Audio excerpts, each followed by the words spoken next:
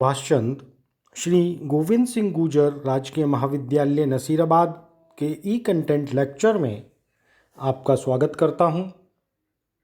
आज हम बात करेंगे विश्व की एक पुरातन जनजाति की जो कि दक्षिणी अफ्रीका के कालाहारी मरुस्थल में मिलती है, बुशमैन। जो बुशमैन हैं वो दक्षिणी अफ्रीका के कालाहारी मरुस्थल में घुमक्कड़ जीवन व्यतीत करते हैं। इन्हें सान के नाम से भी जाना जाता है। 17वीं शताब्दी में डच अप्रवासियों ने दक्षिणी अफ्रीका के जो शिकारी लोग थे उन्हें बुशमैन कहा था। ये बेसिकली बहुत छोटे छोटे समूहों में रहते हैं और इधर से उधर घूमते रहते हैं। इनका जो शिविर है, अगर हम देखें तो कुछ दिनों तक एक स्थान पर रहते हैं, शिविर लगाते हैं, अन्यथा ये घुमक्कड़ जीवन व्यतीत करते हैं। अगर हम देखें इनका निवास क्षेत्र, तो बुशमैन का जो निवास क्षेत्र है वो बोत्सवाना और दक्षिणी पश्चिमी अफ्रीका में लगभग 360,000 वर्ग किलोमीटर क्षेत्र में फैला हुआ है। जो बुशमैन के अलग अलग समूह हैं वो ओकाबांगो नदी और गामी झील से लेकर लिम्पोपो और नोसोब नदियों तक के बीच भ्रमण करते रहते हैं। ये जो क्षेत्र है वो पठारी क्षेत्र है और इसकी जो ऊंचाई है, औसत समुद्र तल से ऊंचाई, वो लगभग 200 मीटर है। जो कालाहारी मरुस्थलीय क्षेत्र है उसका धरातल काफ़ी ऊंचा नीचा है। यहाँ पर बालू का स्तूप भी पाए जाते हैं और इन बालू का स्तूपों को के अलावा यहाँ पर घासें भी उग जाती हैं और छोटी छोटी पहाड़ियाँ भी दिखाई देती हैं। अगर हम यहाँ की जलवायु की बात करें तो यहाँ की जो जलवायु है वो उपोष्ण और शुष्क मरुस्थलीय है। यहाँ पर जो तापमान है वो ग्रीष्म ऋतु में 30 से 40 डिग्री सेल्सियस तक और शीत ऋतु में सामान्यतः 15 डिग्री सेंटीग्रेड के आसपास रहता है। रात को कभी कभी जो तापमान है वो 5 डिग्री सेंटीग्रेड से भी कम हो जाता है शीत ऋतु में। यहाँ अर्थात दो ऋतुएं हैं, लंबी ग्रीष्म ऋतु और छोटी शीत ऋतु। जो तापांतर है ग्रीष्म ऋतु में वो दैनिक तापांतर और हमने देखा वार्षिक तापांतर भी बहुत अधिक पाया जाता है। अगर वर्षा की बात करें तो यहाँ पर जो कालाहारी मरुस्थल है वहाँ के उत्तर में वार्षिक वर्षा का औसत 50 सेंटीमीटर है और जैसे जैसे हम दक्षिण पश्चिम की ओर जाते हैं वर्षा की मात्रा घटती चली जाती है और दक्षिण पश्चिम में ये मात्र 15 से 20 सेंटीमीटर होती है। जो वर्षा है वो अधिकांशतः ग्रीष्म ऋतु में ही प्राप्त होती है और जहाँ पर भी बलुई मिट्टी पाई जाती है वो क्षेत्र जो है वर्षा ऋतु में के बाद वनस्पति से ढक जाती है।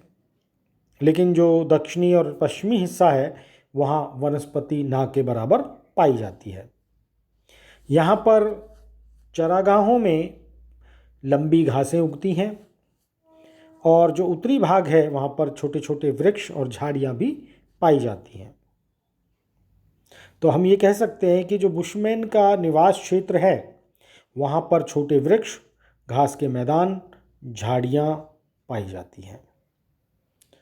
इसके अलावा यहाँ पर अगर हम जीवों की बात करें तो दोनों ही प्रकार के शाकाहारी जीव भी और मांसाहारी जीव यहाँ पाए जाते हैं। सामान्यतः हिरन, जिराफ, शुतुरमुर्ग, जैबरा, चीता, जंगली बिल्ली, लकड़बग्घा, गीदड़। इसके अलावा जो छोटे छोटे जीव हैं, छिपकली है, मेंढक हैं, टिड्डी है, चींटी है, ये भी यहाँ पर बहुतायत में मिलते हैं। अब हम बात करते हैं बुशमैन के शारीरिक लक्षणों की। अगर हम शारीरिक लक्षणों की बात करें तो इनका कद, रंग और चेहरे की जो बनावट है, इनकी कुछ विशेषताएं निग्रोइड प्रजाति से मिलती जुलती हैं। खास तौर पर अगर कद देखें तो बुशमैन नाटे कद के होते हैं, इनके बाल घुंघराले होते हैं। लेकिन जो निग्रोइड प्रजाति के कुछ लक्षण हैं, जैसे वो आगे उभरा हुआ चेहरा है, मोटे होंठ हैं, खुली हुई चौड़ी आंखें हैं, वो इनमें नहीं पाए जाते। सामान्यतः अगर देखें तो बुशमैन पुरुषों के जो पेट हैं वो अधिकांशतः बाहर की ओर निकले हुए होते हैं, और स्त्रियों के जो नितंब हैं वहाँ पर चर्बी ज़्यादा होती है, अर्थात स्त्रियों का नितंब अधिक मोटा और विकसित होता है। अब हम बात करते हैं कि ये क्या करते हैं, इनकी आर्थिक गतिविधियाँ क्या हैं। जैसा कि हमने कहा कि इस प्रकार के क्षेत्र में जहाँ पर वर्षा बहुत कम होती है, तापमान अधिक पाए जाते हैं और वनस्पति भी कम पाई जाती है, लेकिन जंगली जीव शाकाहारी और मांसाहारी दोनों प्रकार के पाए जाते हैं। तो वर्षा ऋतु में गामी क्षेत्र और ओकाबांगों में दलदल में जल एकत्रित हो जाता है, जिससे वहाँ पे अनेक प्रकार के पौधे उगते हैं। अब जो शाकाहारी पशु हैं, जैसे जिराफ, ज़ेब्रा, शुतुरमुर्ग, एंटीलोप, जंगली भेड़, कोडू, हिरन, ये जंतु और इसके अलावा जो बतख, हंस, गिद्ध, रेंगने वाले कीड़े, दीमक, चींटी, ये सभी अधिक संख्या में यहाँ पाए जाते हैं। इसके अलावा जो जंगली जानवर, अलग हिंसक जानवर हैं, शेर, चीता, जंगली कुत्ते, वनबिलाव, गीदड़, ये भी यहाँ पाए जाते हैं। तो बुशमैन लोग अधिकांशतः कुशल शिकारी हैं, और ये न केवल कुशल शिकारी हैं बल्कि जो हिंसक पशु हैं उससे अपने आप को बचाते भी हैं। बुशमैन सामान्यतः अपने किसी संबंधी के साथ ही शिकार पर जाते हैं। ये जो हैं वो पशुओं की बोली की नकल करने में बहुत प्रवीण होते हैं। जब कोई पशु जलाशय में पानी पीने के लिए आता है तो ये धनुष बाण से उस पर प्रहार करते हैं, और बड़े जो पशु हैं उनको ये घेरते हैं, कीचड़ में फंसाते हैं, फिर लाठी और डंडों से मार मार कर उसको मार डालते हैं।